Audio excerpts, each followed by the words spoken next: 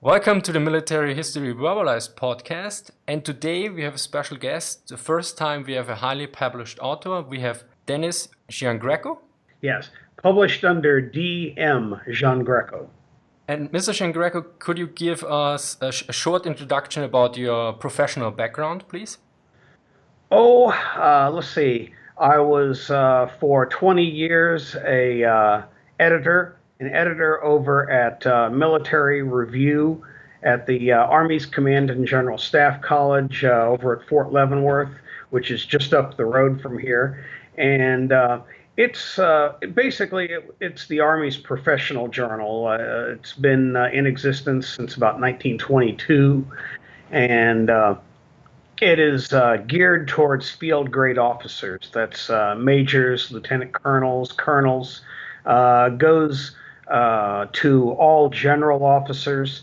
And in terms of paid subscribers, the largest bulk of people who actually pay for it in order to make sure that they get a copy are captains with hopes of becoming field grade officers. And then later on, I was doing additional work for the Foreign Military Studies Office, also up at Fort Leavenworth. Did the Eyewitness series for Barnes and Noble, done about a dozen, actually, I guess it's a little more than that now, books. And, hey, I have great fun. That's always important, yeah. So you're basically your customers are were to a large degree mainly military professionals. Yeah, principally. Yeah. Yeah. Well, it was, yeah, the customers were essentially, the basic customers were field grade officers and general officers. Okay, that's a very nice customer base to have. And today we will talk mainly about your book, Hell to Pay, which recently was published in the second edition, which was highly expanded by Naval Institute Press. I should hear. Yeah, there was a considerable amount of material in there that I would have liked to have had earlier on, but deadlines are deadlines, and the Soviet material was just way too complex to be. I just couldn't make the deadline. Yeah, a friend of mine got the book, the second edition, and he had the first edition, and he tweeted, he posted on Twitter and said, "Oh my God, it's almost double the size or something. This will be great reading."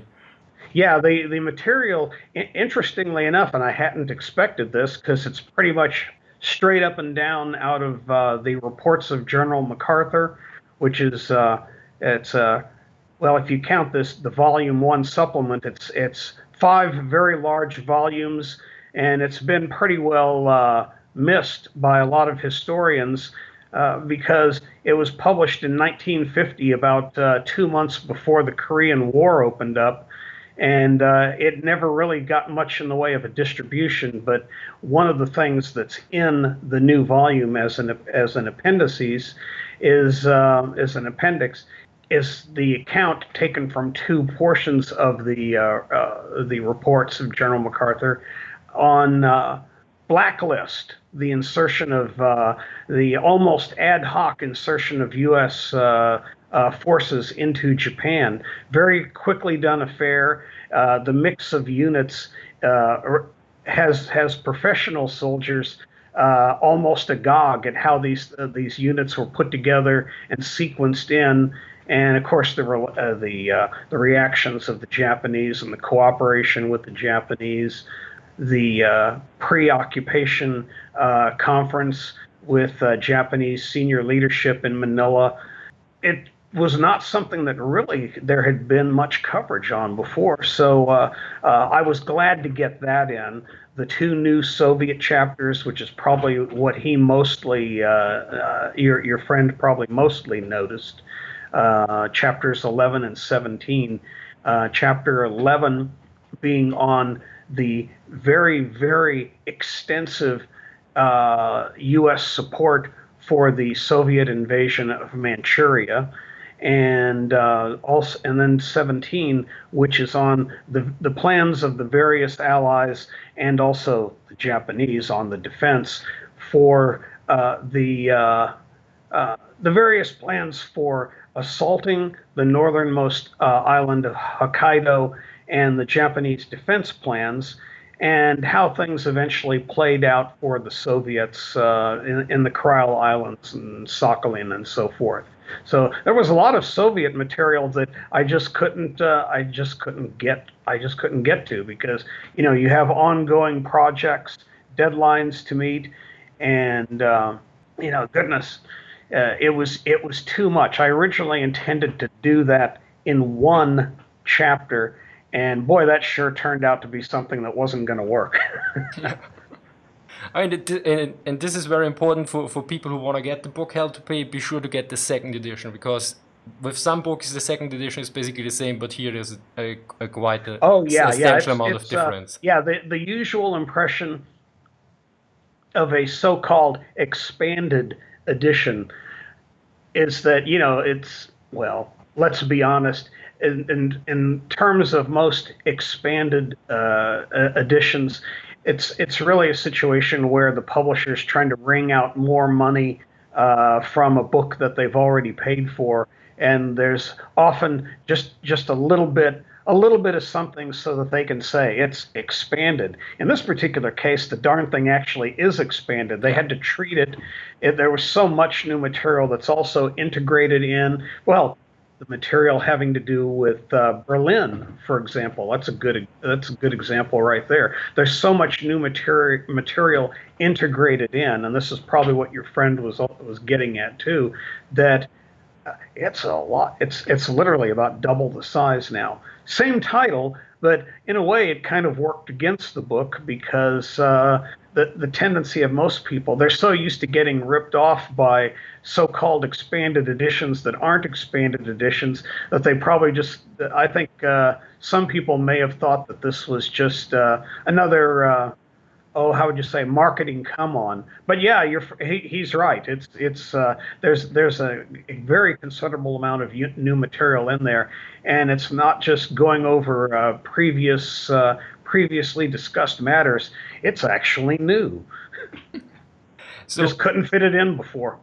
you mentioned the chapter about Berlin. I think it's number 4 or 8, and what I found very interesting is that you expand or explain very well the interdependence between the European theater of operations and the Pacific theater of operations, which is barely mentioned. And you told me this in the email, and then I looked up in my books and glanced a bit over it, and I couldn't find it in any other book so far.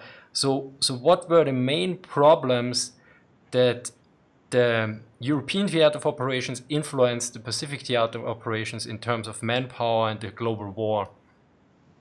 Well, I'll get to that, but I'll preface it with noting that what you see is not an uncommon thing in not uncommon in military histories in general, and you undoubtedly run across this, in your own work here. Is that frankly, people don't. Logistics is something that we were dealing with, obviously, to a very great extent.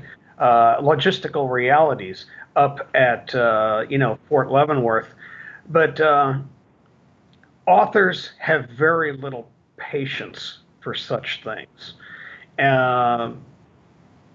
It is much more interesting to talk about a tank battle than what it takes for both sides to actually get those forces there and sustain them in that battle.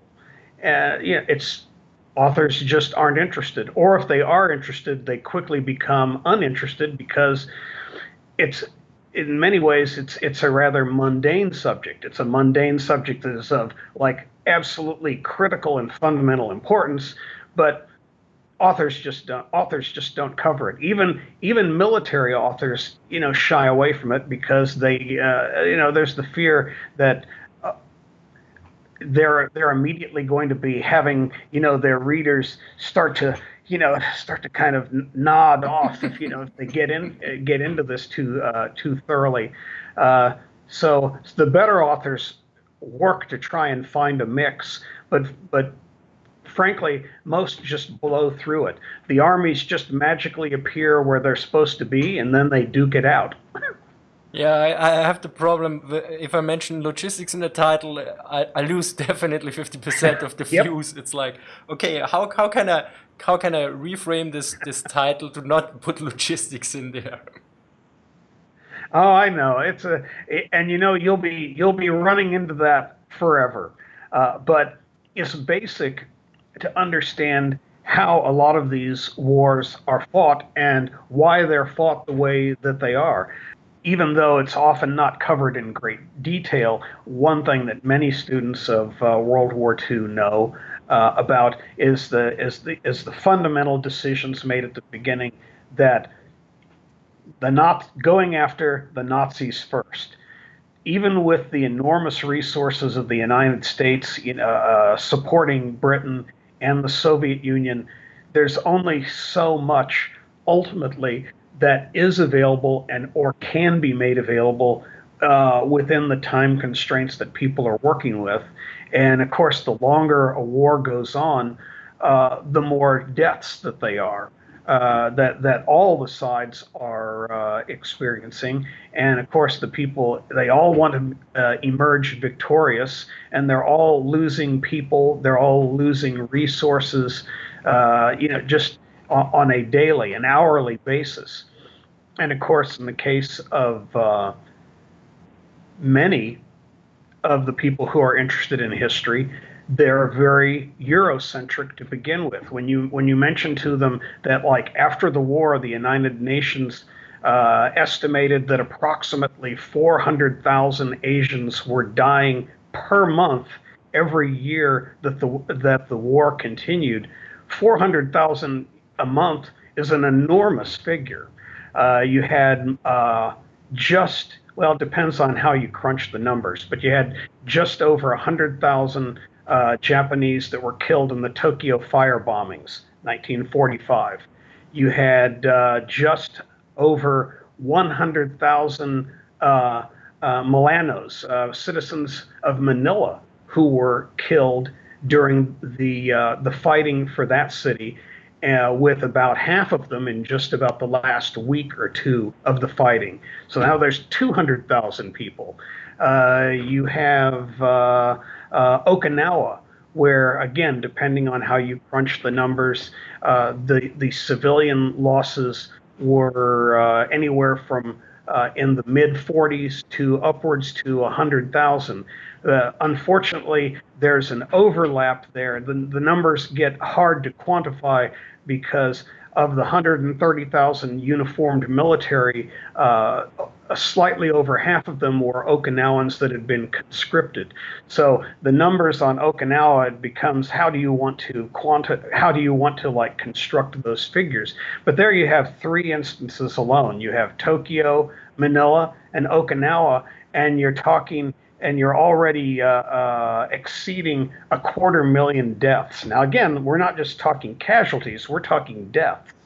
So these numbers surprise many people who are interested in the World War II, because a lot of people's focus has been on Europe, but the death tolls in Asia were absolutely astounding. The China, from the Marco Polo Bridge incident to the end of 45, again, it depends on how you crunch the numbers, but it was certainly no fewer than 10 million deaths in China, and China itself claims upwards to 25 million deaths. To Europeans, this is all new stuff.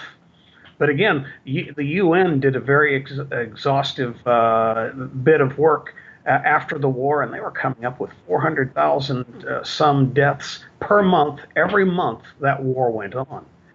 Amazing stuff. And almost invisible.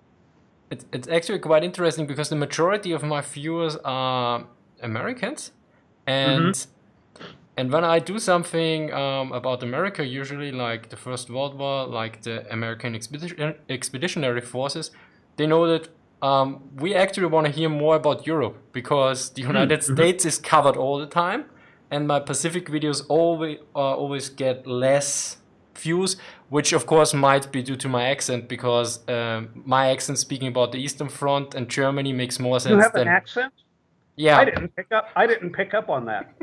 Many people say I have an extreme accent.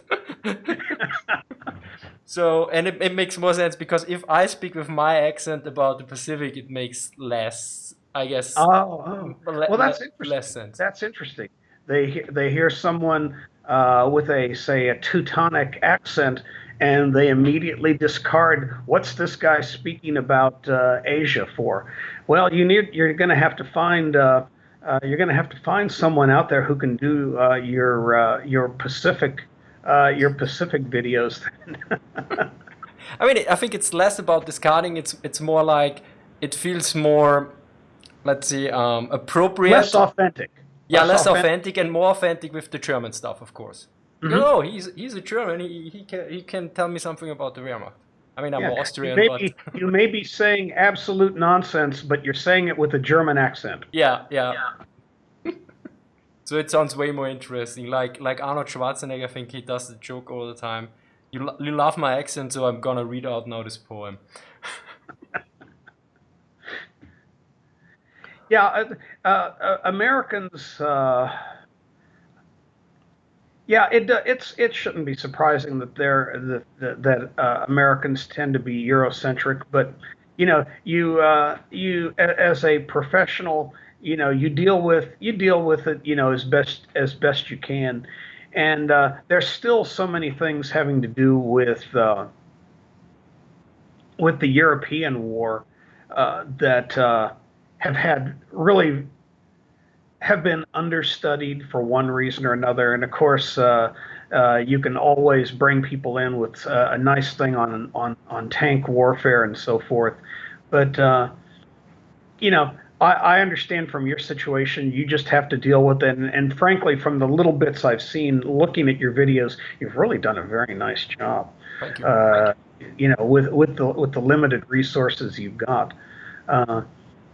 And in terms of my own, say, hell to pay, I just try and play it as straight as I can in terms of the decision making. Uh, One thing that a lot of Americans know, but they don't really know the details on, is they understand it, but they don't really know. They don't really know the grim situation that the senior leadership within America had to deal with at that time, looking at the very real limitations in manpower that they had. It was not a thing that we're having to do as much scraping of the bottom of the barrel as it was often described, as is sometimes perceived, but still, manpower was a big problem for the United States because so much of it was tied up in the industrial side, which not only we were depending on, but the Allies were depending on as well. Now, in terms of our own casualties and so forth, which was all going to subtract from the manpower available for both prosecution of the war in terms of at home and from the industrial and agriculture production to overseas, and also the military at home to support the training base and so on and so forth. The United States entering into the war late actually ended up having a very considerable amount of benefit on being able to prosecute it in the way that we did. First, mostly supporting the Allies, and then having our own troops laboriously getting them overseas to where they could actually engage in the fighting.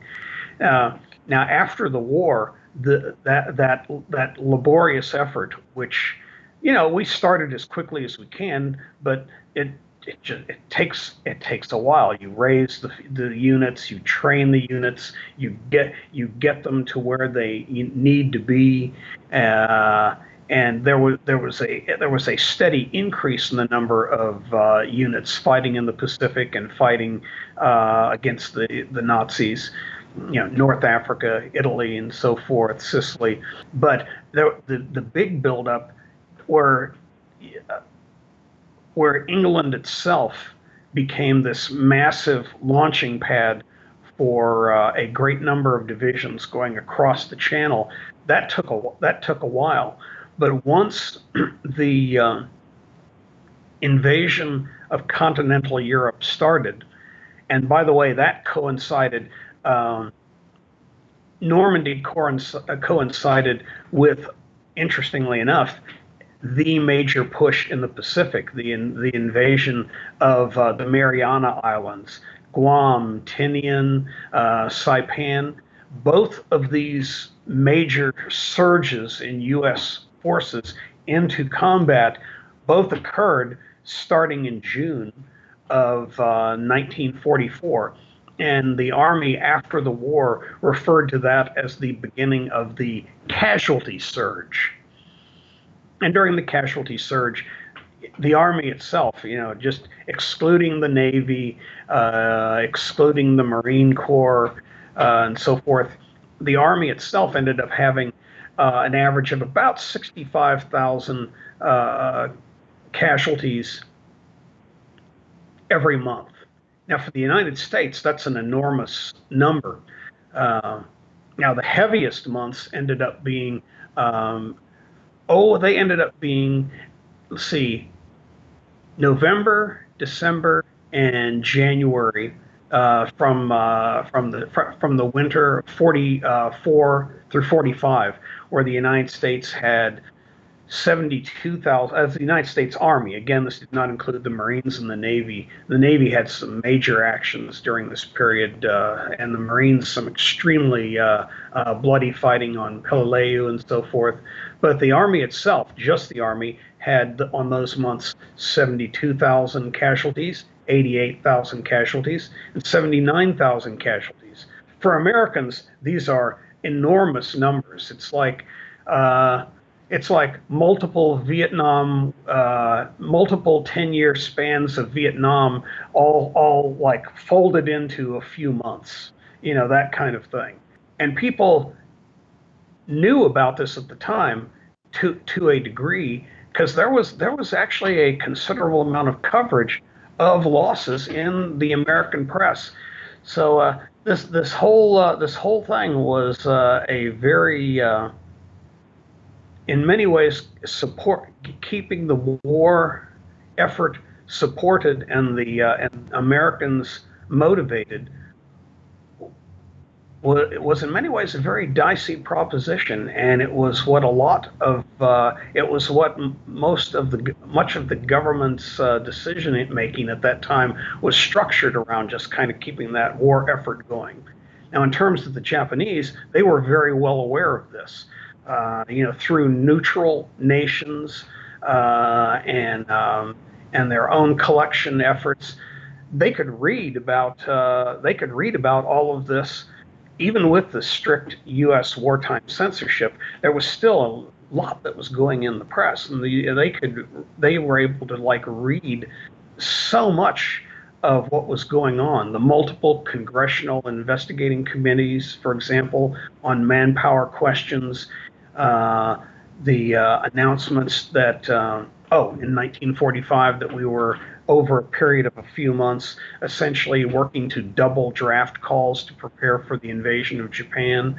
The Japanese saw all this, and they saw the pushback that was coming in Congress and so forth, and they made a completely rational decision on their part, which is that, hey, what we need to do is stretch the war out. Because if we stretch it out, it's going to be, we can take the pain, but can the United States populace take the pain? And they made a very conscious decision to stretch the war out. Again, they're reading American newspapers. They're getting them through neutral sources. Heck, you could even buy subscriptions to Yank and Air Force magazine, which were printing the casualty figures in them. Yeah, the Japanese ultimately ended up playing things as well as they could for what they had available to them, and ultimately it took the shock of the atomic bomb, the atomic bombs, coupled with the entrance of the Soviet Union into the war, for them to ultimately back out of the war. And then there was a lot of pushback to the emperor on doing it. Yeah. But things worked out, but the American population was very specifically a target in that respect, and the target being stretch out the war, pump up the casualties, and the Americans won't stick to it.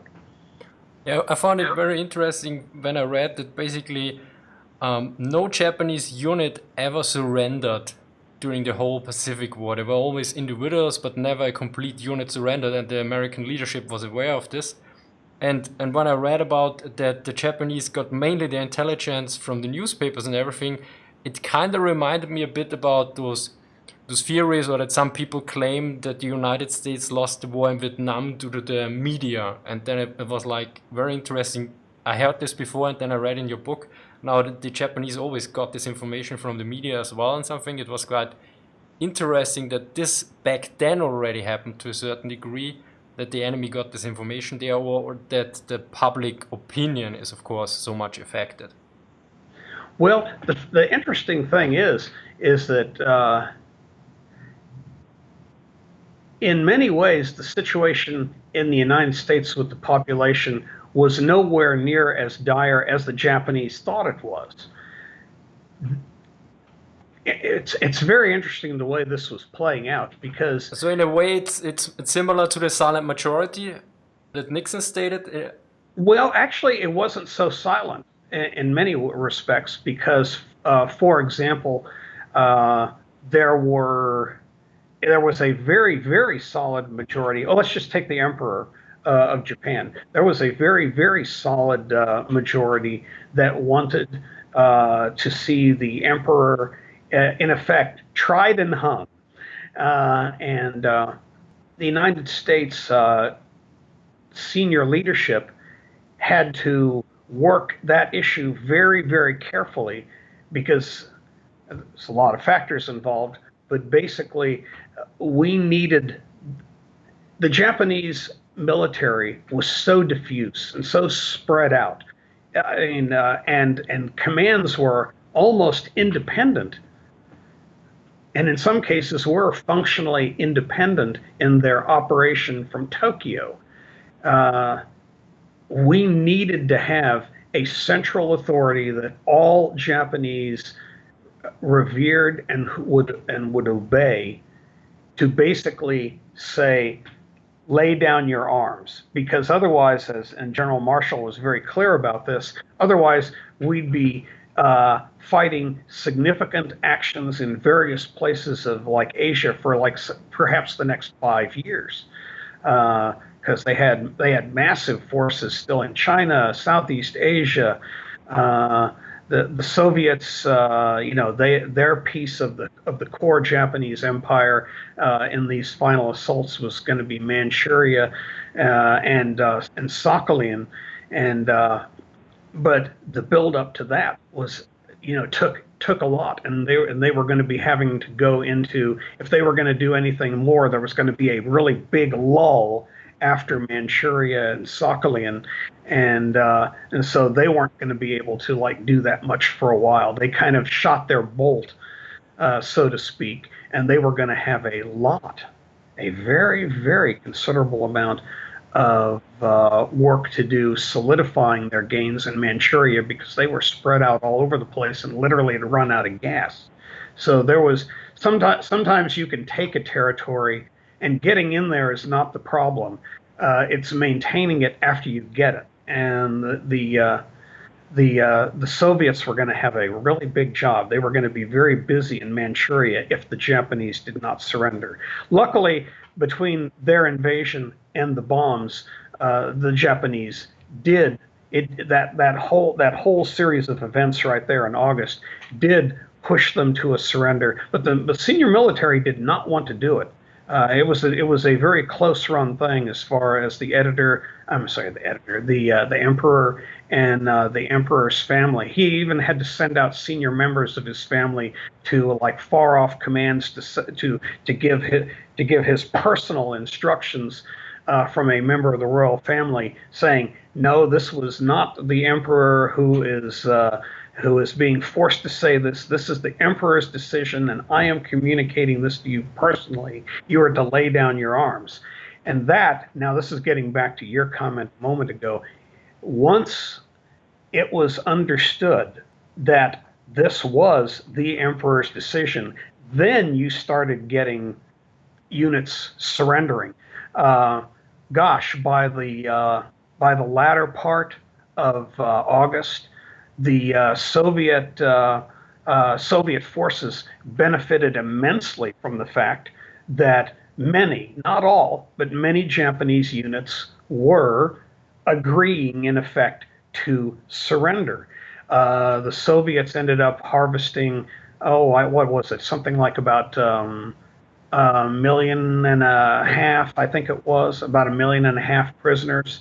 Elsewhere in the Japanese Empire, they avoided surrendering to the Chinese, but we were able to get a very large number of Japanese units to surrender to us in places in eastern China, where we had Marines land and so forth, Southeast Asia, and then there was the massive job of getting all these guys demobilized and shipped back to Japan.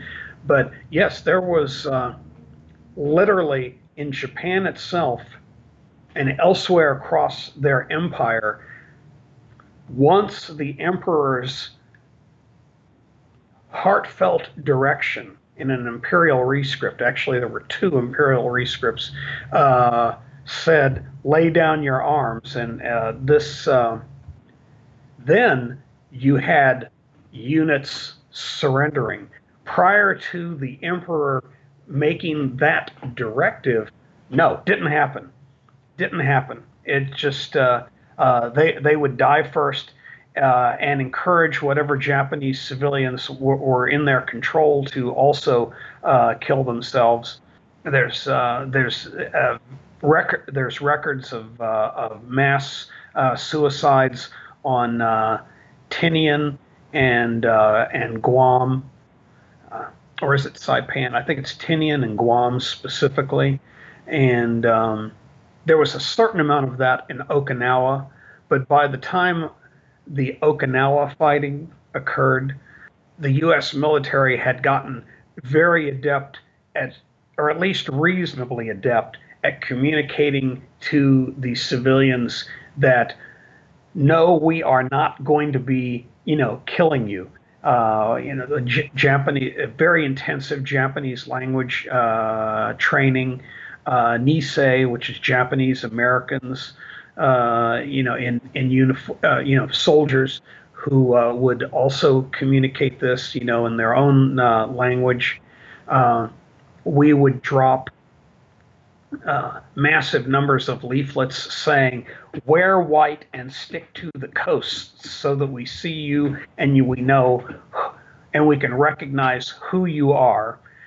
And that minimized a lot of Japanese civilians on Okinawa, and there was still enormous numbers of casualties. But wear white, head to the coast. There was this one peninsula that was not going to be in the path of our assault, that was off to kind of the eastern flank of the Shuri line defenses, and we said, "Go there," and because we're not going there, we're in effect going to bypass you, but where Japanese civilians were co-located in caves with Japanese military, basically, in actually most cases like that, everyone died. Yeah. because the Japanese military in those same locations that were co-located with civilians, think of a mentality, say like ISIS during the beheadings that were going on in the Middle East and so forth. It was very much a situation where the Japanese military would fight to the death. They would eventually, holdouts would eventually commit hara-kiri, and they would also be either directly killing or encouraging the suicide of the Japanese civilians with them. But it's like I said, luckily, it was much worse, I mean, rather much less worse in Okinawa than than it had been in the Mariana Islands, which were also operated as a colony of the Japanese. Okinawa, by the way, was a prefecture. Really, you could say that the invasions of Sakhalin by the Soviets and Okinawa by us, from the Japanese standpoint, you're now fighting in Japan. Those are prefectures of Japan. Yeah, every combat division going into Okinawa had 2,000 meals immediately available for civilian consumption. There was multiple thousand, mostly U.S. Navy personnel who were setting up specifically several large hospitals for Okinawan civilian use and field stations. Most of the Okinawans seemed to be at the time utterly shocked that they were not being killed. They were stunned, and as soon as it was quite a turnaround of attitude when they saw that they were not being killed. Their food that they had stored away and hidden away was not being taken from them. Various resources were being made available to them so that they could get their crops into the fields and like basic shelter constructed. And the Okinawans were very industrious. I mean, they were just getting right to work to try and get their situations, back in order. The question from the standpoint of the U.S. military is, could this be done in Japan? Because Okinawans, in a way, one thing that was at least a slight advantage in Okinawa was that they had always kind of been treated like second-class citizens. So there may have been a little bit more skepticism of directives from the military and so forth than one could count on in Japan. The civilians in Okinawa cooperated to their benefit, very early, but it was not believed that that was going to happen in Japan. And from all the indications afterwards, it was going to be a mess. Civilian deaths there were just going to be at a level that people today have trouble getting their minds around. Our estimates in the Department of Defense was that building on experiences and percentages used on fighting the Nazis and its effect on the German civilian population, extrapolating that out to how the Japanese defenses were conducted in the territory that we had already fought in. There were estimates in the Department of Defense of 5 to 10 million Japanese that we would have to, and this is a quote, that we would have to kill 5 to 10 million Japanese before we subdued the country. And that's, by the way, part of the Shockley report. Shockley, who later won a Nobel for he and several others on their work on the transistor. I have a question here, because for the invasion of Kyushu, the southernmost island of Japan, Operation Olympic, the first estimates and everything were overly optimistic. Why was this the case? Because I couldn't find this. I read several times it's very optimistic in the beginning. But what was the reason for this? Because there was already substantial experience that this will be probably pretty hard. Well, it's easy. it's easy for almost any military to do this. We had, although the cost was increasing as we went and increasing radically, still we had a long string of victories, and the victories. Part of the reason why, even though our casualties had been high and growing, they had still been within ranges which were manageable in terms of casualty replacement and replacement of, like hardware and so forth. The only thing is, though, is that it can tend to give one a false, or it can tend to give elements within the planning staffs an element of complacency, because you got to remember earlier in the Pacific War, you had a situation where you could, and by the way, this was something that was just driving the Japanese military absolutely batty, is we were able to like take advantage of our massive naval superiority, and we were able to, and air superiority, and we were able to like bypass, or just because they have an island, we don't have to take the whole island. We just take a portion of the island that is militarily necessary for our next leapfrog, so to speak, over and beyond some of their other positions. And if then we have bypassed it and we've not taken, for example, the entire island. We did things like this in New Guinea. We did it in Bougainville. We were going to do it in Kyushu. We completely bypassed a number of major facilities, and then effectively just used them for target practice and training for the rest of the war. But the thing is we had a lot of ability to do that. We could just simply go around them or go over them. But as you got and we got used to that, and we got used to the ability to do that, and more planning evolved around being able to do that in the home islands than was really warranted. For example, it was thought originally, for example, on Kyushu, that we would have our 5 landings. I don't know, actually not. There was 5 potential invasion areas in the southern portion of the island. The one of them ended up getting eliminated for a variety of reasons, and then it was 4, and we were going to be attacking 3 of them with an entire corps at each of them, all at the same time. And then the 4th one which is a very interesting story on that, was going to be assaulted several days later, and for very specific reasons it was offset. But the idea is that we were in effect going to overwhelm the Japanese forces in Kyushu. The only problem is that the United States we had developed a very effective way of conducting amphibious invasions. The only problem is it was very formalistic, and it was always, for example, within the range of shore-based air support.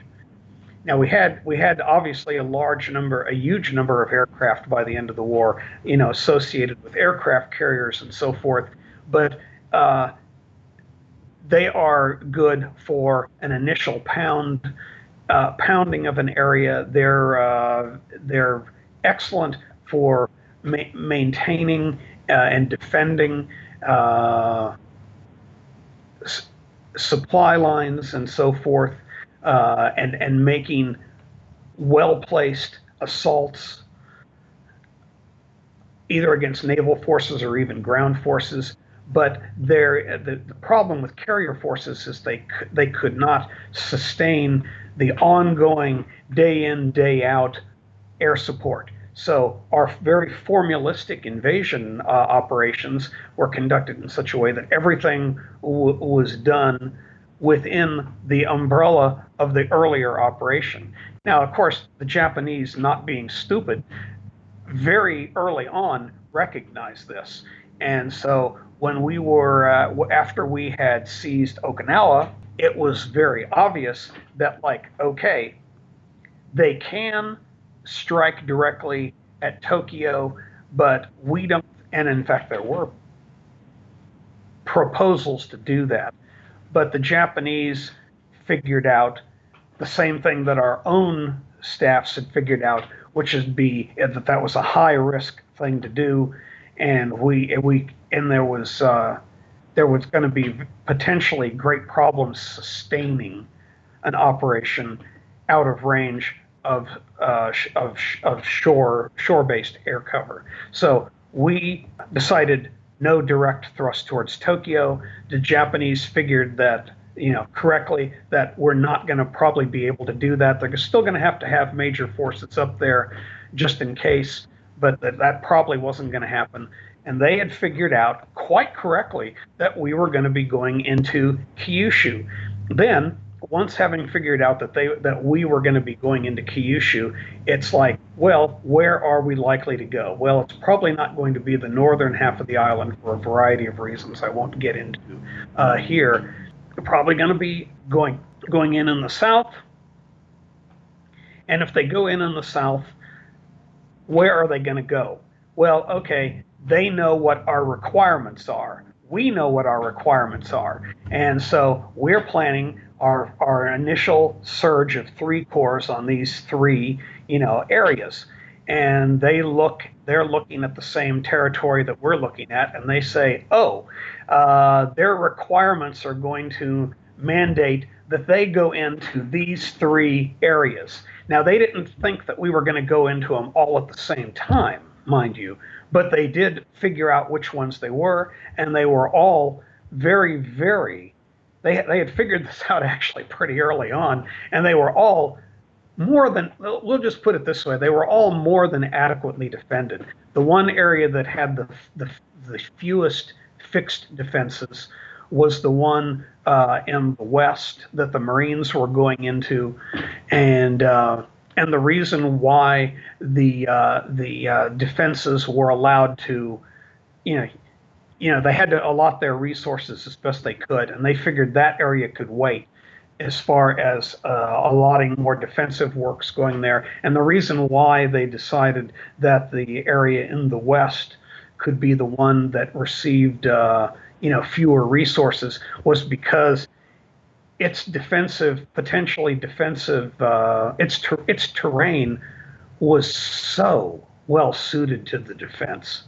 I mean, the terrain was nasty enough in the 2 sites in the east as it was, but in the west, it was just unimaginably bad for an invading force. Yes, the beaches were great.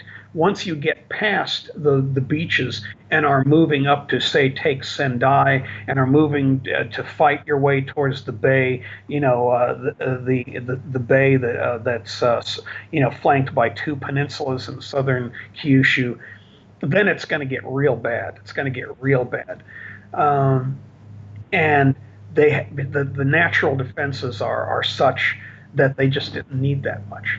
And but the bottom line to your question is the Japanese had figured us out, and by figuring us out, they were able to dump a massive amount of both manpower and material into those areas, and they were ready to go. It was basically it had basically gotten to a point where you're looking at 1-to-1 in terms of divisions. And as MacArthur's intelligence chief reported, I think it was on the 20th of July, this is not a recipe for victory, where you're attacking 1-to-1, even with our massive firepower.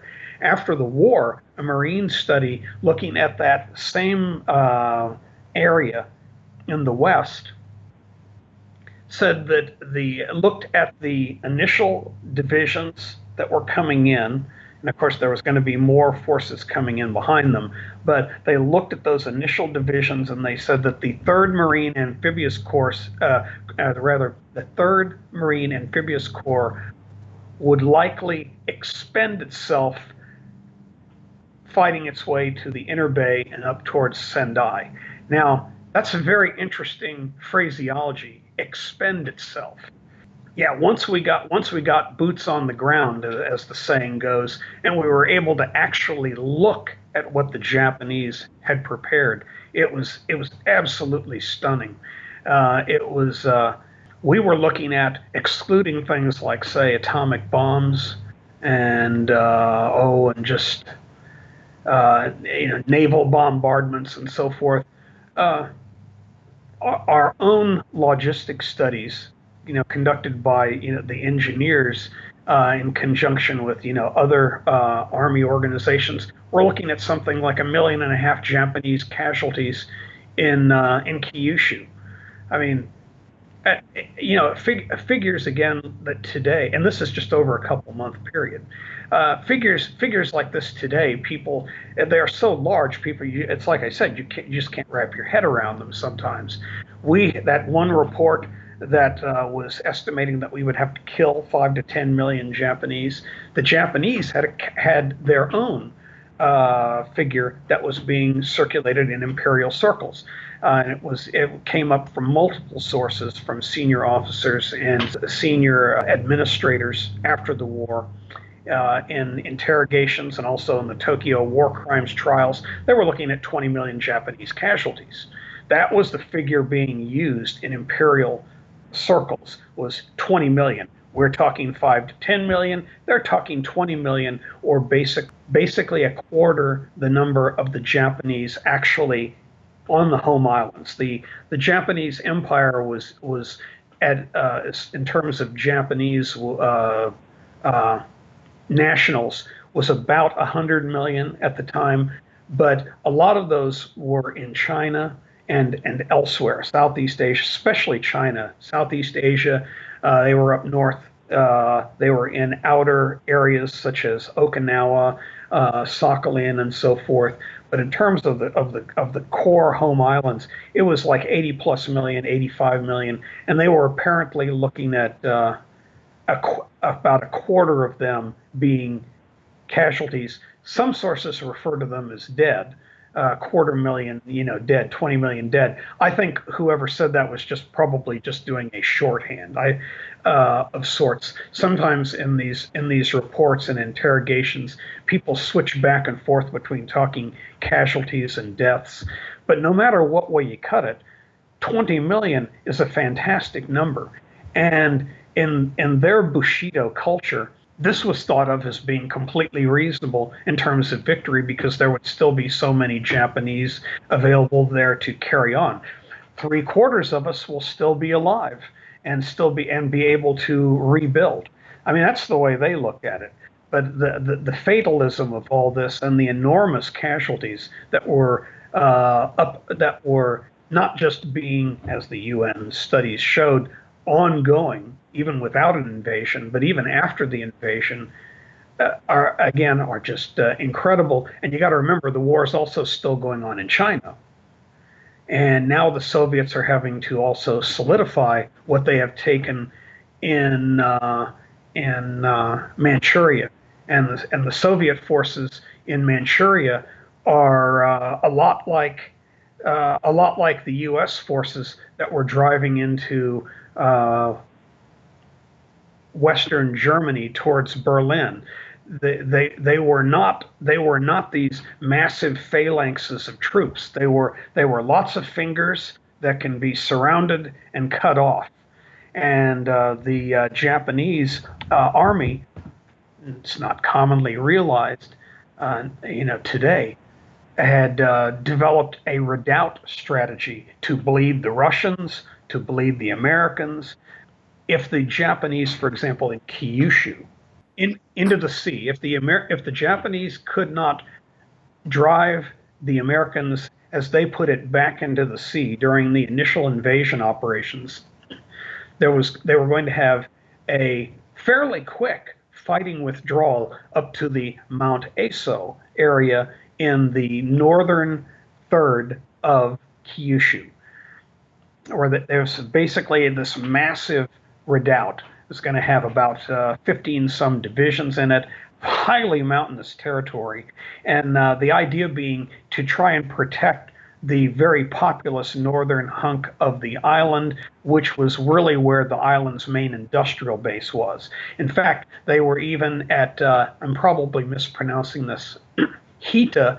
They had built a huge underground armaments complex that was part of the redoubt in case the cities were thoroughly bombed out. They would be able to continue with armaments production and so forth at this one massive complex that they had started on actually back in something like February, and they had a redoubt. Most inconvenient for our plans on assaulting the Tokyo area. They had a redoubt that they were building in the same area that they later had, most recently had their Winter Olympics. Now it's on the wrong side of the mountains for us, and there's no easy way to get at it. And that's where their headquarters, the Imperial Japanese Army's headquarters was going to be going up there. It was going to be the center for guerrilla warfare. The Imperial regalia and so forth was all going to be brought up there, essentially, again, to carry on the war, bleed Americans for an extended period of time. Now, in terms of the Russians, they, as early as again, it was right in through the same time frame. Really the time frame of about the winter of 1944-45. They had already been siphoning off their best divisions, their best formations from Manchuria, and it was clear for defense elsewhere within the Japanese Empire that were actually being attacked. And it was pretty much already in the planning stage to take out the rest of the best divisions and send them over to Japan and other threatened areas. What this essentially ended up meaning is that they were going to have to replace them with indigenously raised units, which they can do, but these units obviously don't have the training and the experience of the ones that had been fighting and had built up a very extensive body of knowledge and working combat experience over a period of a decade or so. They would not be able to fulfill the previous offensive mission that the Japanese had for them in Manchuria. They could not even hold the outer Manchuria's outer borders. So the strategy for Manchuria was that essentially, if the Soviets come into the war and with the even before the abrogation of the non-aggression pact or it was very well understood that the Soviets were probably going to be coming in because Stalin's rhetoric had become much more bellicose, pretty much right at about the same time as the Moscow negotiations. People talk about Yalta, they talk about Potsdam, they talk about these different conferences, very important, and it involved the senior heads of states. But like some of the most critical meetings in terms of the Soviets' war with Japan were actually held in late 1944 in Moscow. That's another story, though. But in any event, there was more bellicose rhetoric coming from the Soviets. The Japanese figured it's going to be just a matter of time. What they decided to do was essentially, if the Russians invaded, our divisions are just going to be gobbled up whole if we try and hold the outer areas of Manchuria. They're just not going to be capable of that. Our best divisions are going to Japan and Okinawa and Formosa and so forth. We can't do it with the formations on hand. So if the Russians invade, basically it's going to be a race. The Russians are going to be coming in, and we're going to be pulling back. There's going to be a certain amount of rear guard fighting that's going to be going on, but basically we're going to let the Russians stretch themselves out, and we're going to be retreating to the China-Korea border area. And from that area, we will have a redoubt that we will carry on the war in in Manchuria or on the mainland from there. And we will have our resources there. We will have our manpower there. It will not be easily. You can't really use armor there. It can the Russians will have to go in the hard way. Meanwhile, we will have this army essentially sitting astride their lines of communications to one of the places that we figure is going to be ultimately their main target, which is down in Darien, and down in the peninsula there, Port Arthur. We will have a massive army sitting on their flank, and a massive army that they can't really go after except for with infantry. And so as the Japanese had developed this strategy of redoubts in order to carry on the war well into 46 and into 1947. And that was their strategy. Just be bleeding everybody. Make them bleed and make them give up eventually. And we're lucky. A lot of people alive today are lucky that this whole thing got preempted, because the carnage just had to end, and there was expensive ways to end it that were going to take potentially years, and there was quick ways to do it. The funny thing is at the time we didn't even know if the atomic bombs would do it. Yeah.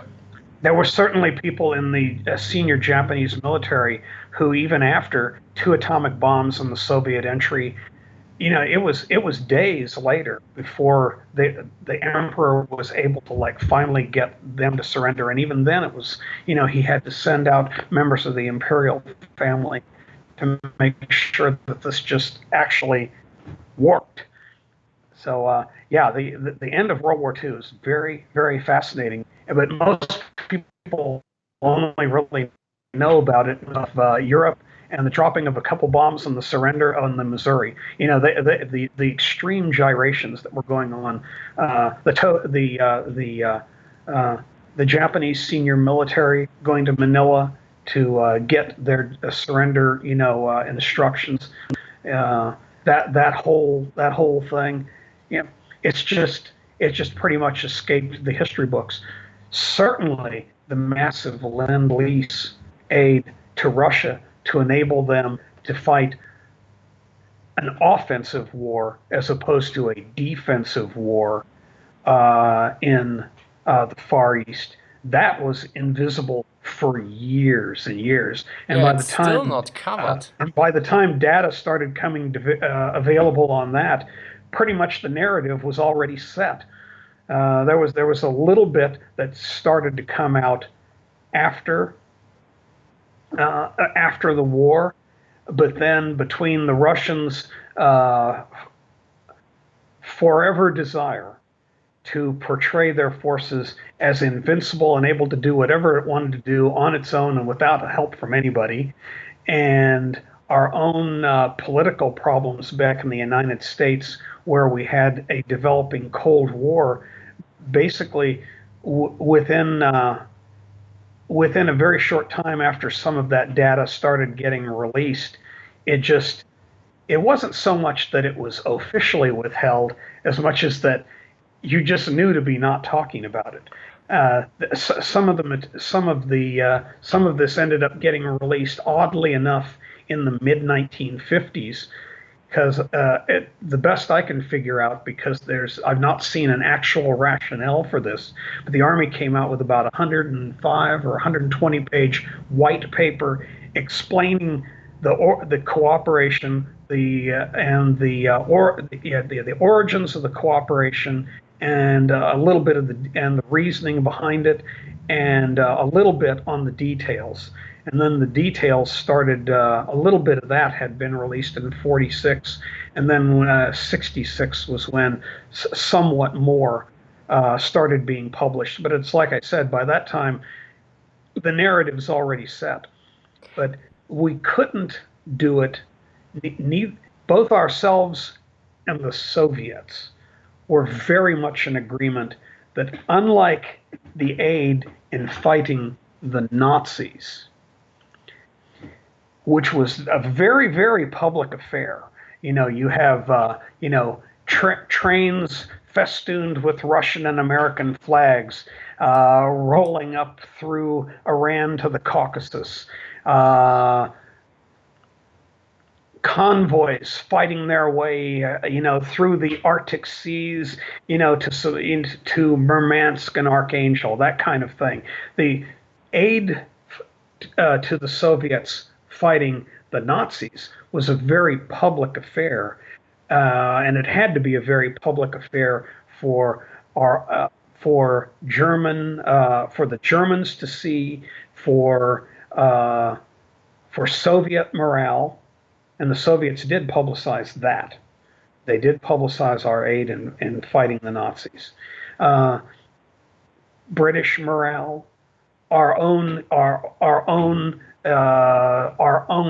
self-worth, because there was a lot of people who were critical in the United States that our allies were doing as much fighting as they were, as early as they were, and our invasion of Europe had not started yet.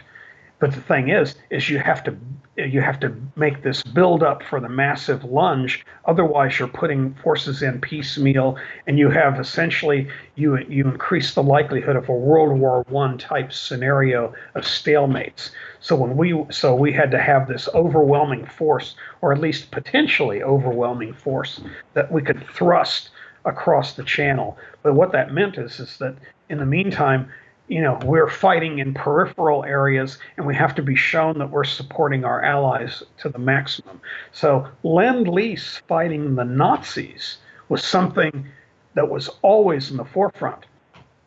On the build-up for fighting the Japanese, it had to be. It was an absolutely critical necessity that it had to be kept secret because of the extreme vulnerabilities of the Soviet and American supply lines to the Far East. See, there was one point where there were some hints of this that came up in, I think, a Chicago newspaper in late 1944, and Stalin went ballistic over that. He read the Riot Act to Ambassador Harriman and the head of the military mission, Dean, that somebody was leaking, and this cannot be, because the ability of the Japanese, if they got wind of this, to throw a monkey wrench into the Soviet buildup was so easy, because you have this for something like about 1,200 miles, kind of following the curve of Manchuria, and then running along the north, and then kind of taking this dogleg down towards Vladivostok for more than 1,000 miles. I don't know how many kilometers this is. You have the Trans-Siberian Railroad that is essentially skirting Japanese territory. Most of that distance, it's about 35 miles away from Japanese territory. In a number of places, and for elongated stretches, it's like as little as 15 miles. You've got bridges, you've got tunnels. The vulnerability of the Trans-Siberian Railroad and problems with the supplying Russian forces in that area had been part of the reason why the Russians lost during during their earlier war with Japan. And they were real sensitive to this, because that little sliver of a supply line was so vulnerable. Likewise, their situation in Vladivostok, as far as shipping was concerned, was just as bad as the American situation had been in the Philippines at the beginning of the war, which is that all of the routes, the sea routes, had to pass through Japanese territory, say through straits, between Hokkaido and Sakhalin, and Hokkaido and the Kuril Islands. That's for getting, shipping to Vladivostok. It could be snipped shut in a heartbeat. But the Soviets needed a buildup. They didn't want to just be fighting until they ran out of bullets, borscht and manpower. They needed to get a buildup there, and that buildup wasn't going to happen if the Japanese got an inkling that they were going to be coming in. And so the Soviets. Stalin had made as early as Crimea. He'd made his initial pledge to come into the war with Japan, and then in the Moscow negotiations started in October of 1944. A lot of this started getting solidified as far as the specifics of what they wanted, and it's outlined in Hell to Pay what he wanted, and that was just the down payment, so to speak. And then we show additions that were made to it. 45,000 trucks, including duck amphibious trucks. Vast amounts of railroad supplies and railroad equipments, engines, rail cars, petroleum products. It was just absolutely staggering. I think it ended up being, what was it? I think that the number that's sticking in my mind was 171 major shipments. Oh, we were reflagging Liberty ships, putting to the Russians, so that it was all going through the Japanese straits it was our ships with Russian flags. Project Hula. This, by the way, was essentially the secret fourth protocol of Lend-Lease. There'd been a fourth protocol. And then once the Moscow negotiations, once Stalin got specific as to what he wanted in late 1944, essentially the fourth protocol was thrown out and utterly revised, and essentially the fourth protocol became what was called the code name for that was Milepost, which was supplying for the Russian buildup of the invasion of Japan, which, interestingly enough, started through the Crimea before the end of 1944. Started some initial shipments to show our good faith and that we were getting off the stick. They increased before Yalta, and Yalta kind of finalized a lot of this. And then, April, May, and June were big months. By May, it was they were also turning their forces around, from Europe, and they were starting to get them out across the Trans-Siberian. By that time, the Japanese saw a lot of it too, but that's another story.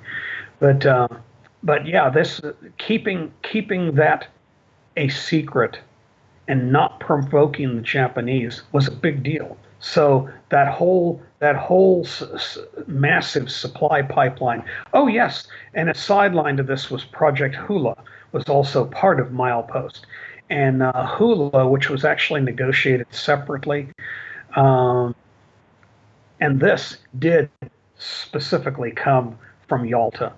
Hula was the establishing of a secret base in Alaska to train Soviet personnel for amphibious and escort shipping, frigates, LCIs, minesweepers, sub chasers. We were going to be supplying them, and of course this was all ongoing. But I think at the time that the war ended, it called for 163 vessels altogether, and we had already turned over something like perhaps 90 of them, the numbers. But it was amphibious shipping, like the whole the frigates for convoy escorts and so on and so forth. Um, and we trained 5,000 Soviet sailors on the operation of these American vessels, and they're all reflagged combat vessels, and this is on top of the Liberty ships that we had reflagged. Yeah, it was a huge effort, but and after the war, it was beginning to become known. General Dean himself, uh, wrote a book about it, and that was cleared in '46 and released in early 1947.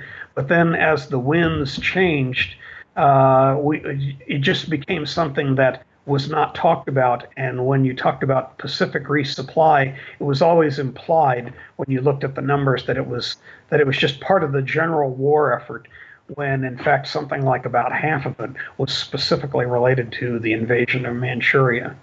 See, the thing is, Japanese, even with their newly raised divisions in Manchuria, it was quite rightly believed, and the Japanese had plans for, if the Soviets were not invading and we invaded, that they would be ferrying those troops over as well. And even though they're only half trained, they're still trained and they're still armed. And so you're talking about what, an extra 20 divisions facing the Americans. So the idea, the way it was divvied up, is the Soviets are taking the continental side of Imperial Japan.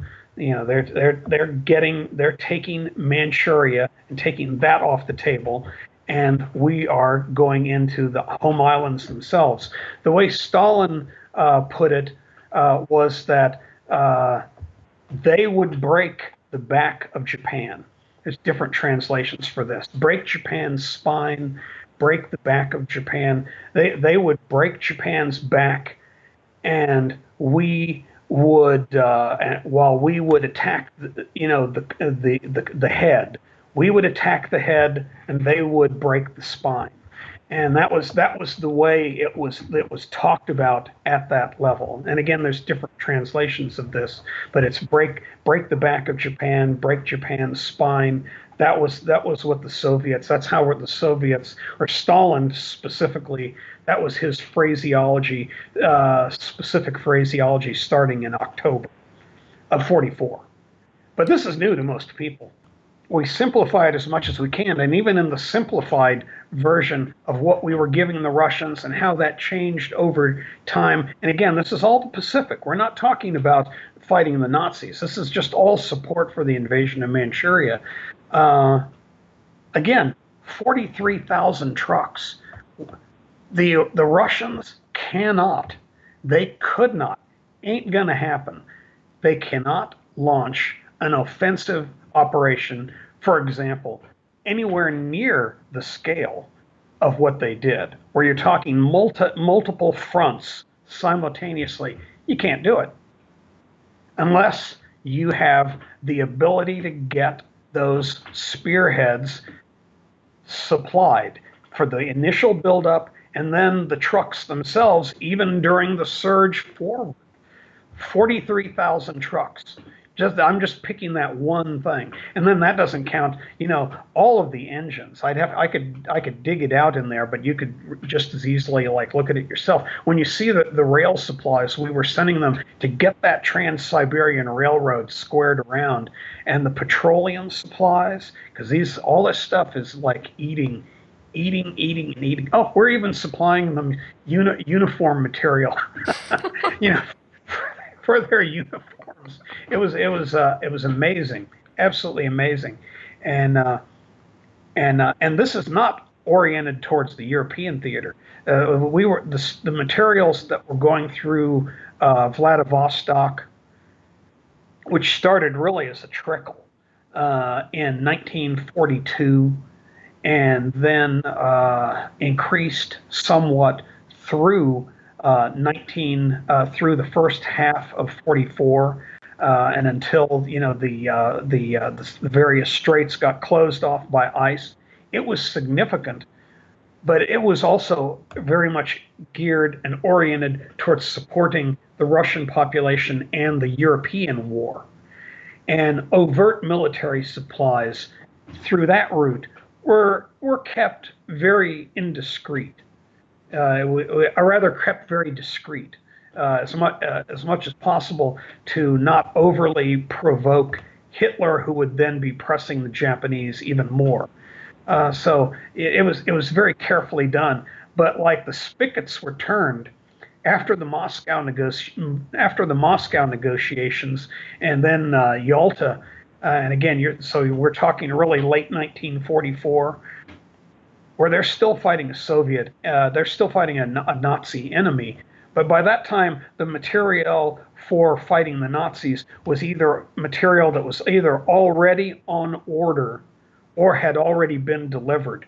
When you're talking, 1945, all those 45 deliveries, that doesn't have squat to do with fighting the Nazis. All of that 1945 material is the fourth protocol and milepost, and the associated training, say for Hula and so forth, and all these ships. Staggering, absolutely staggering. And yeah, it's pretty much invisible. It's not that the information is not there. It absolutely exists. But again, in relation to the Soviets, it just became something that, as institutions, because we're talking the State Department and the Army, when the Cold War started, and there was all of the criticisms being levied from opponents of the Truman administration, who were also, decrying some of Roosevelt's negotiation agreements as well. There was a huge amount of a huge firestorm of criticism having to do with Yalta and Potsdam, and you did have the clear evidence of Soviet duplicity, and they wanted their hooks in Germany. They wanted their hooks in Germany, and were doing everything they could to slow up, or if they could, just completely halt, the recovery of Germany. And of course, there are many in the United States that didn't particularly want to see Germany recovering too quickly either. But the long and the short of it is the fact that we had aided them quite directly in the Far East to the scope that we did, and that at the same time where communist forces were on the verge and then actually did emerge victorious against nationalist forces in China. Boy, this was an area of fraught with huge political danger, and nobody was going to talk about it. General Dean's book was cleared, and then with the exception of people who were actually interested in things of that nature, essentially, other than for those folks, it essentially disappeared. A lot of this really would have, if the Cold War had not developed, even though this was all highly secret, it would have, and in fact was starting to come out on its own after the war. But again, with the situation China developing as it was, we didn't want to. There were people in the administration and the senior military who really didn't want to advertise our role in supporting the communists in Asia, and the Russians, for their own purposes of being, portraying that we can do all of this on our own, and we did do it. Soviet forces, the Soviet fighting man is 10 feet tall, that kind of thing. This great victory of Soviet arms. And it was a great victory of Soviet arms.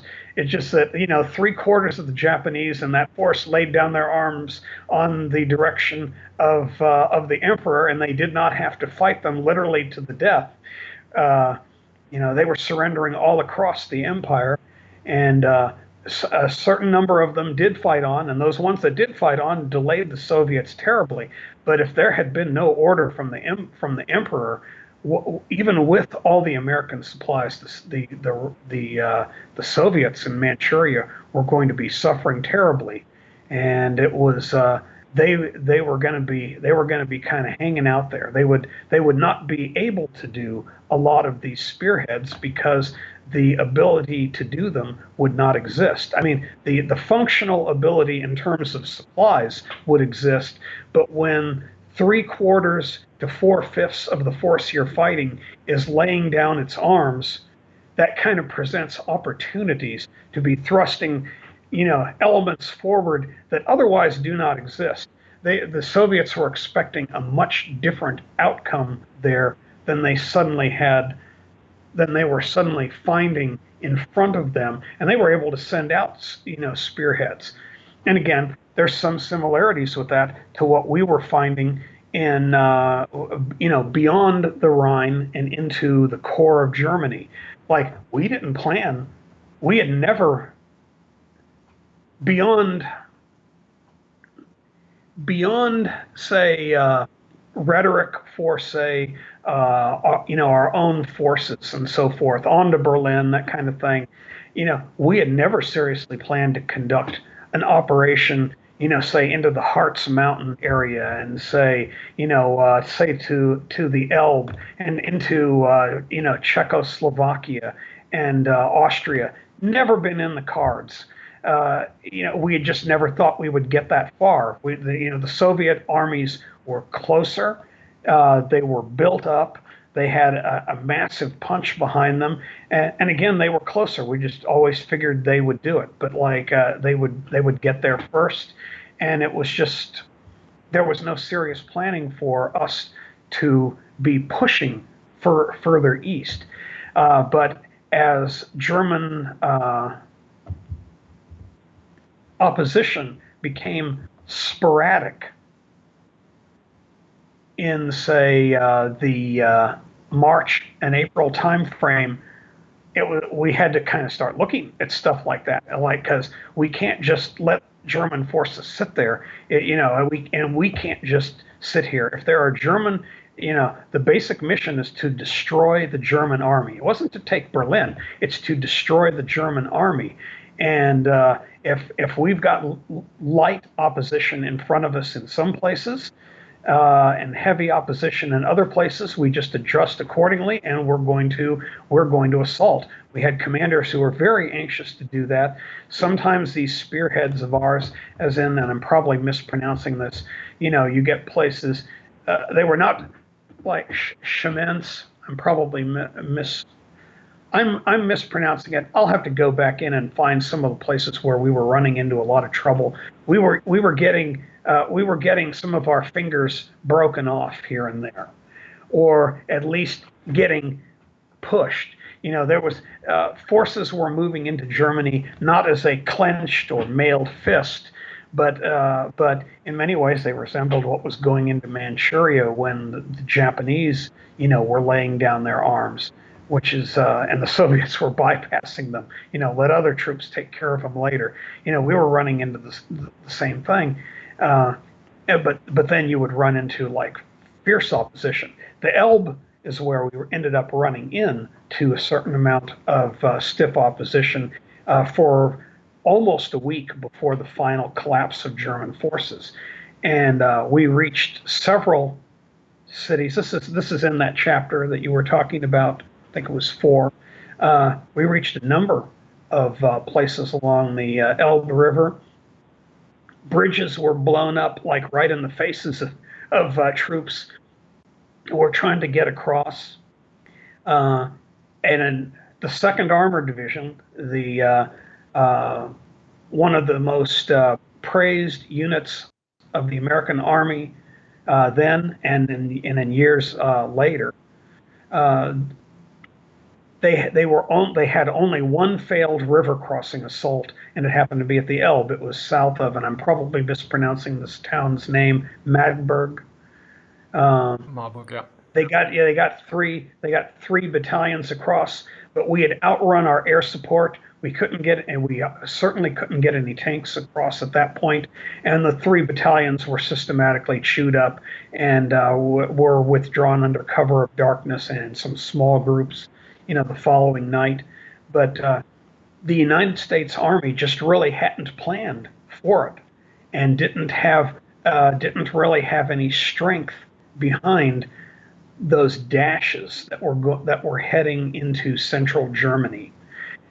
Just was not planned for at all, and we could make that happen by a decision to make it happen, but that decision was not going to come because we had obligations in terms of timetables that had to be met.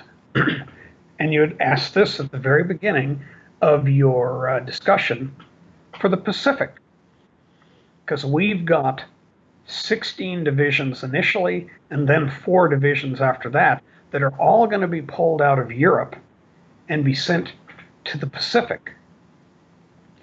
And shipping timetables are tight. Invasion timetables against Japan were all structured around weather patterns in the east. We had to get our troops from Europe and one of our air forces that ends up being the 8th. You're familiar with the 8th operating out of England. We had to get those forces out and operating and meeting very specific timetables. All goes back to that logistic and support stuff that a lot of your readers have no interest in. But they had to meet specific timetables because things had to be done, work within the proper time frame relating to weather patterns in the Far East, which involved massive typhoons that occur on certain times of the year, the wet season that occurs at a slightly different time in Kyushu than it does on the Tokyo Plain. Kyushu operations had to be wrapped up by a certain time, and the massive air base structure on Kyushu to support the thrust to the Tokyo Plain had to be constructed within a time frame that would allow it to be in operation to allow the invasion of the Tokyo Plain area, which had to be done early enough so that it was not adversely affected by the rainy season and subsequently the typhoon season. I mean, all this stuff had to be met. And the thing is we're going to be taking initially, we had 4 categories of divisions after Germany surrendered. There's the category 1s for the occupation, the category 2 designation for the invasion of Japan.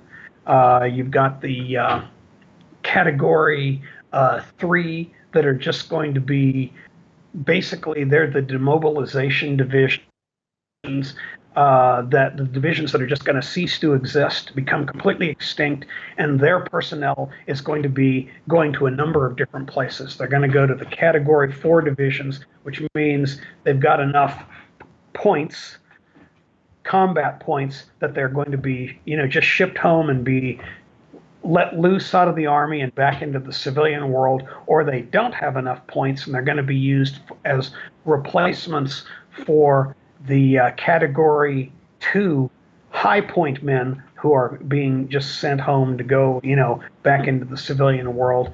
But essentially those category 1 and category 2 divisions. Category 1's the occupation. Category 2 is downfall of the redeployment. And 16 divisions initially are part of that. And then once the occupation is fully stabilized, 4 more. Ultimately, 20 divisions are going to disappear from Europe and end up in the Pacific. And it all had to meet very specific timetables. So we're looking at Berlin now. We can, theoretically, if the decision is made, go into Berlin. But it's not something that can seriously be done. Like for one thing, everybody within the hierarchy knows that these divisions, and they're principally coming out of Third Army, Patton's Third Army, and the rest were from a variety of other armies, 7th, the 1st, the 9th. They're coming from a variety of different armies, but about half of them are coming out of Patton's army. And originally, Patton's 3rd is going to be the designated headquarters. Politics ended up making it the first, much to the great chagrin of Patton. That's also been obscured from history, and it's another subject. Those divisions, we have basically fulfilled our mission. I mean, it's very And interesting. we've got other things to do. We've got to do the invasion of Japan, and a lot of our force in Europe. United States is only so big. It only has so many divisions. You can only raise so many divisions. You can only properly support so many divisions, and because of that, a bunch of what's in Europe has got to immediately start getting shipped out to the Far East, specifically the Philippines, to the infrastructure being built there. And so the thing is at one point, Eisenhower asked Bradley, okay, if we decide to do Berlin, what's it going to cost us? And Bradley says, well, it'll probably cost us 100,000 men. And the thing is, Bradley thought of this in terms of being a high price to pay for a prestige objective. At Eisenhower's level of command, it's like, well, obviously we can't do this. And Marshall and Marshall's staff in the Pentagon back in the War Department, they know it can't be done. And I mean, no one in the U.S. chain ever seriously considers going at Berlin. And making a lunge at Berlin, because, for example, if you expend, we'll take a nice word for it, if you expend 100,000 men taking Berlin, then that utterly throws off, ultimately, national war aims, because that means that you've disrupted the Category 2 redeployment to the Pacific, and not only that, but you really do have to. You've also disrupted the occupation of Germany itself. I mean, you've got to have replacements for so many things become disrupted. We hadn't planned for it. Nobody even suggested it at the time. S.L.A. Marshall, who was the official U.S. Army historian for the period, I should have had some of his comments in the earlier printings of Hell to Pay, but relating to Berlin and how this was not even a controversy at the time. Nobody even thought to make such a crazy suggestion as to have us actually push there. There were commanders. Ninth Army commander wanted to do it, and Patton, if he had been further north, probably would have wanted to do it. But it was just not something that anybody would even suggest doing. And thankfully, this time I had the presence of mind to put in the comments of S.L.A. Marshall on how this later became a big political question on, like, why did we not drive Berlin? Well, the answer is that while we had spearheads on the Elbe, those spearheads were being, beat up pretty darn bad by German forces.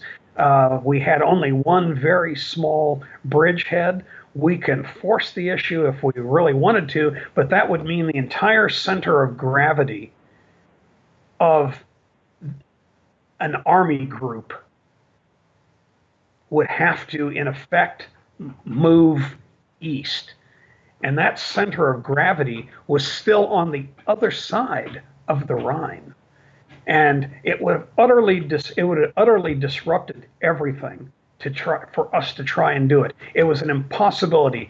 Nobody would even bring it up, and it didn't get brought up except in very tangential ways, where, like, people would talk about the matters relating to the disposition of troops and how they weren't really where they were needed and so forth, because among themselves, the generals talking in their shorthand knew what they were saying, but unless you understood logistic matters and were just looking at grand strategy, why didn't they go into Berlin? All the answer is our center of gravity was still way the heck to the west. We couldn't go there without disrupting national war aims, and for that matter, agreements with the Soviets and the British. I mean, ain't happening. There was really no one other than, say, Churchill, who was really pushing to have this done. But he had no troops he could send there either. Yeah. His troops are having trouble getting their way moving up north towards Denmark. If anybody was going to do it, it was going to be us, and he was trying to get us to do it, and we certainly were not going to be able to do it.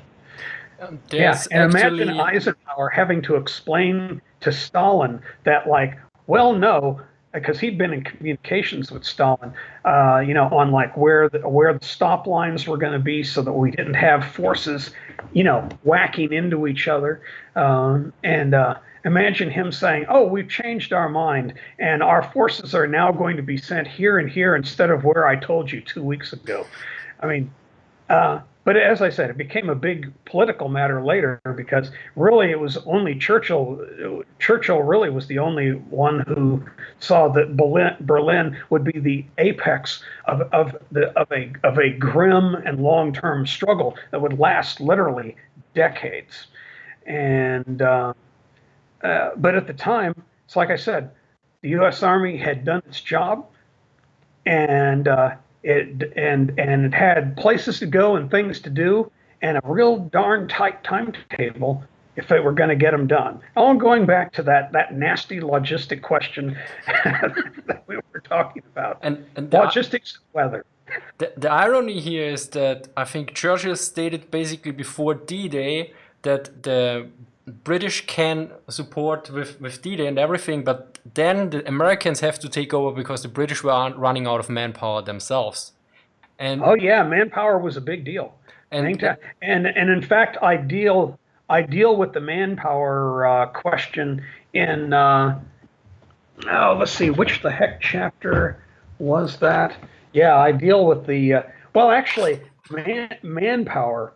And the Pacific whole manpower question. It's really all over this book. Yeah, and chapter 9, the manpower box. Yeah, that is spinning the casualties, chapter 2.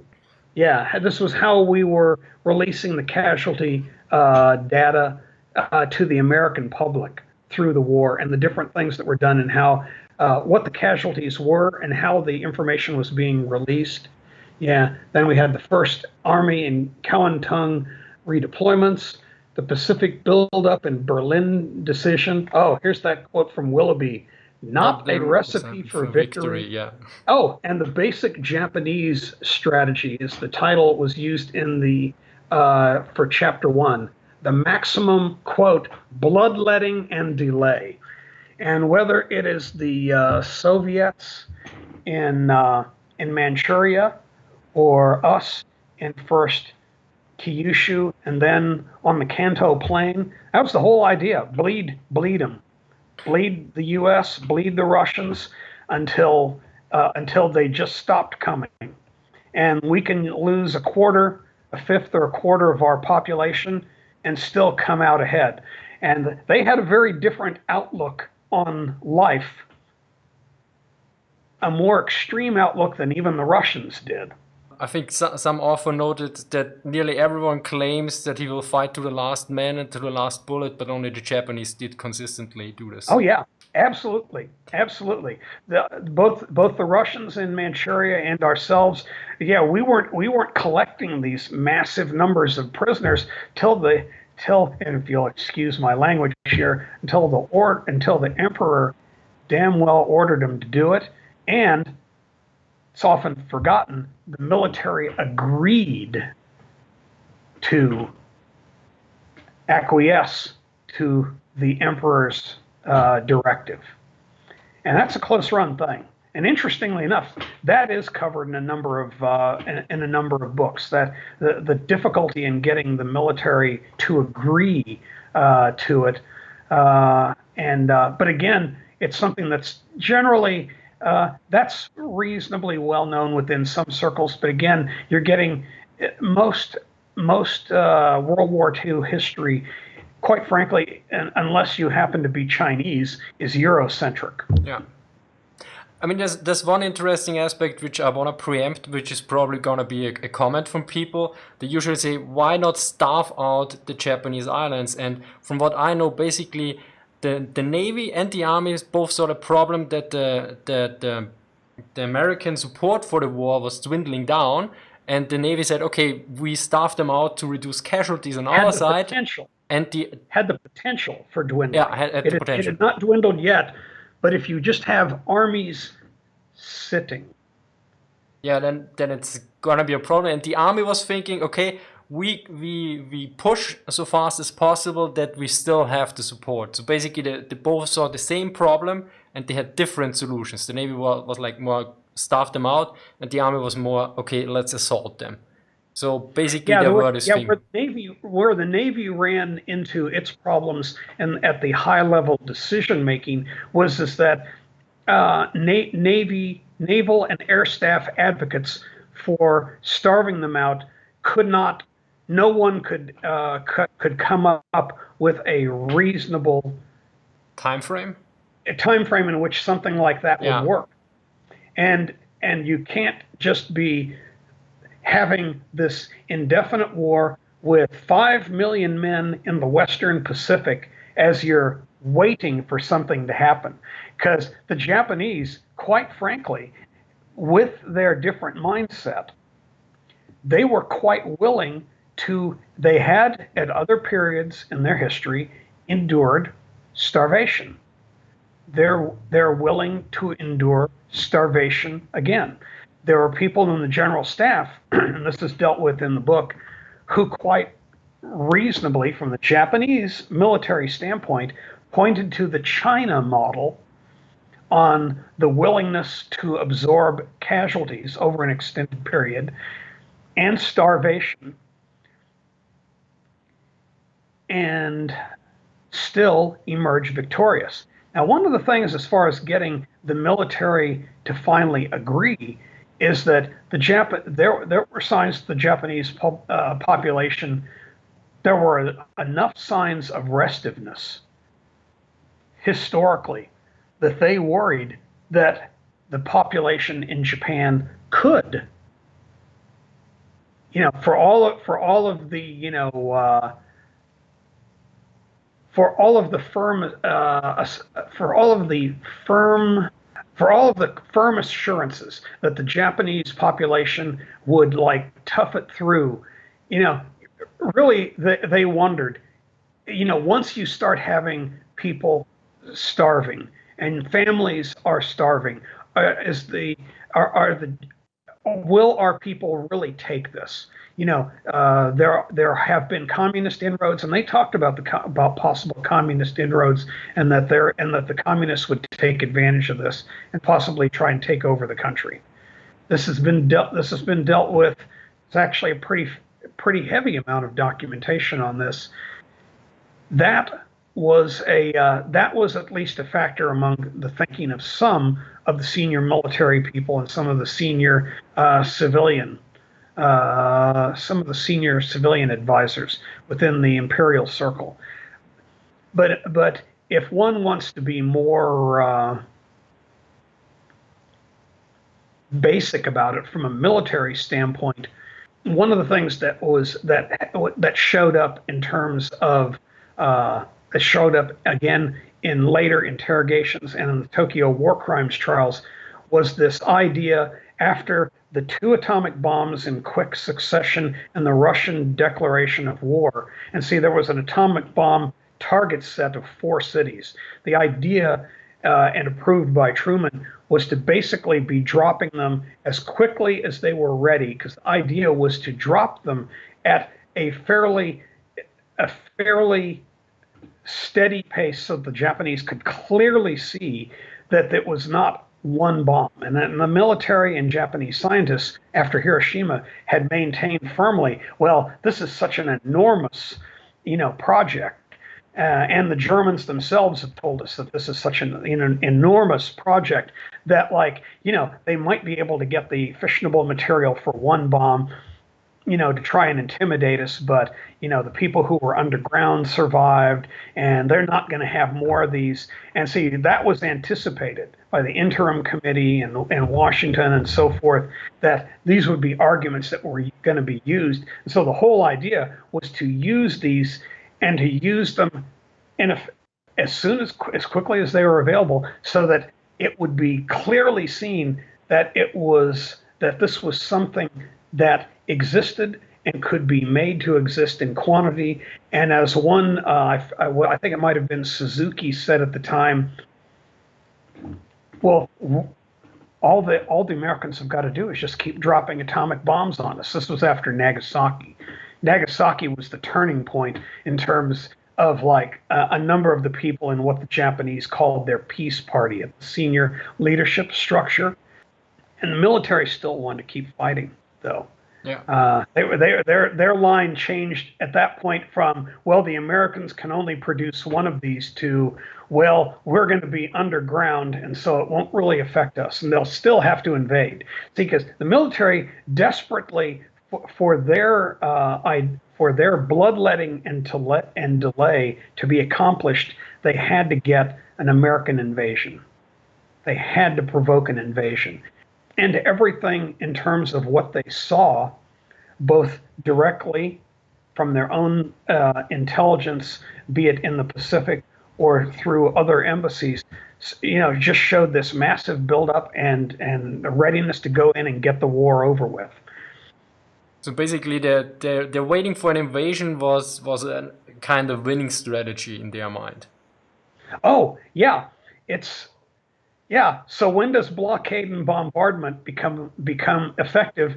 If they're willing to, who's going to outlast each other? The guy, if it's rather than having the gunfight in the street, you've got a guy with hostages, say in the store. We're taking it to an Old West analogy here. Rather than the gunfight in the street, you've got a guy who is holding hostages, the hostages in this case being the Japanese civilian population, just as much as, say, radical Islamists hold their own populations hostage in the Middle East, or their own people within areas they control. They're essentially hostages.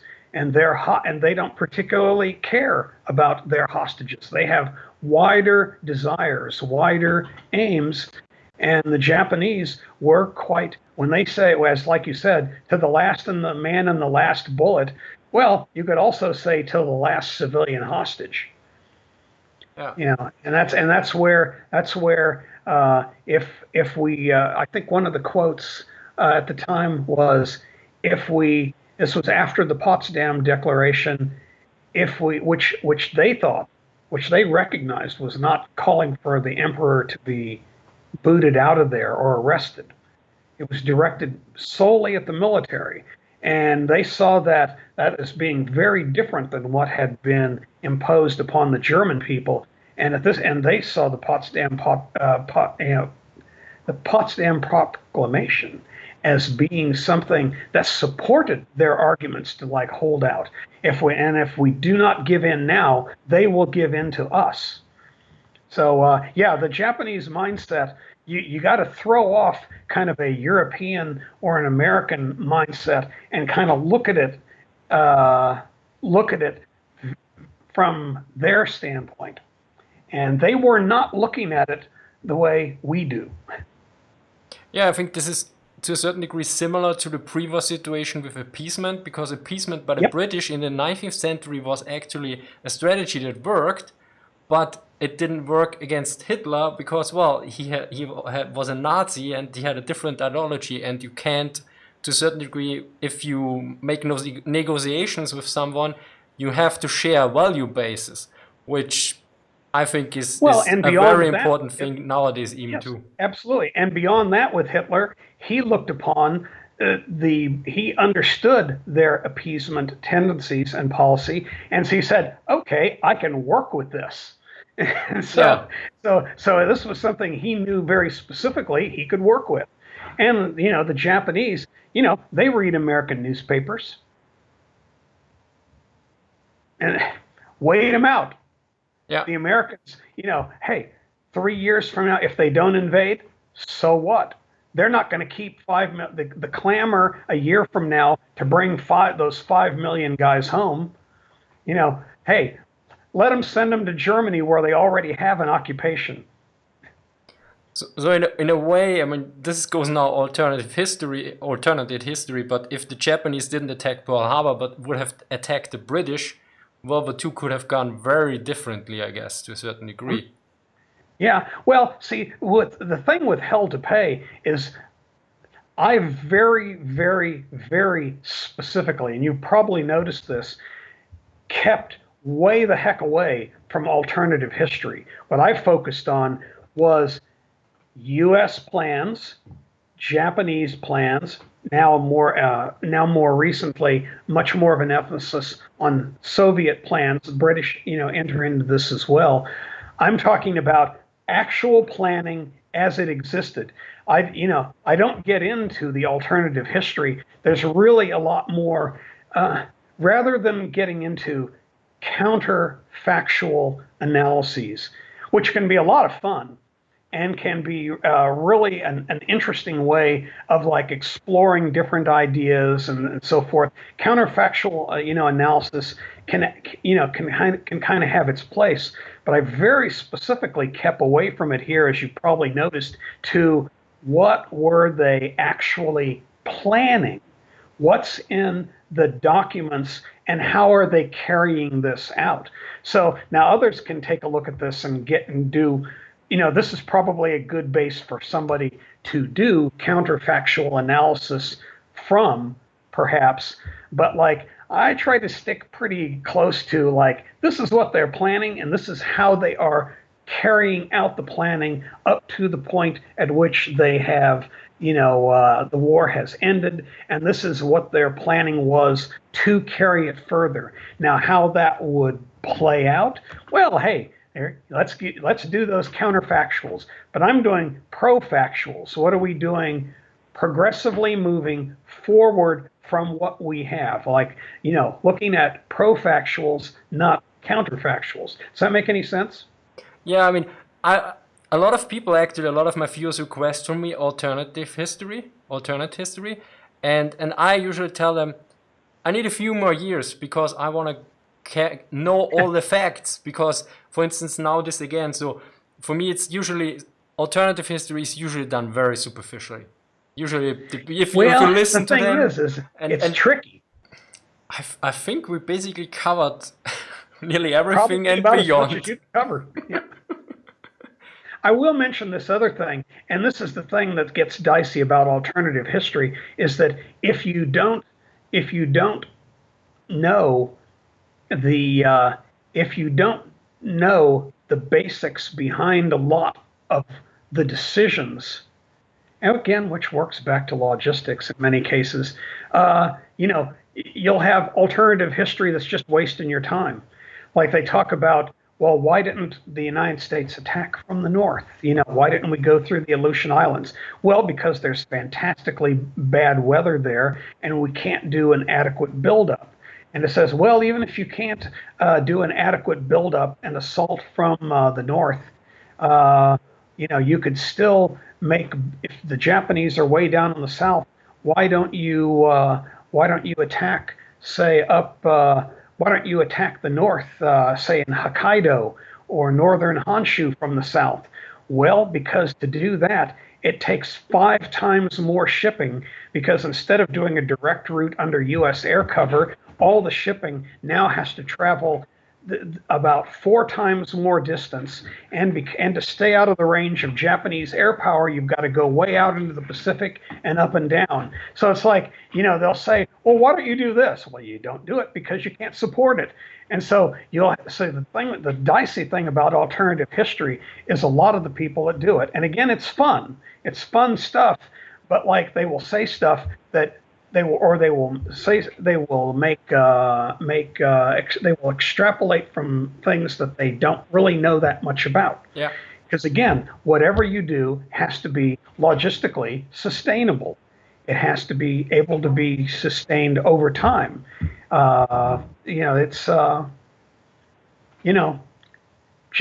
Logistics.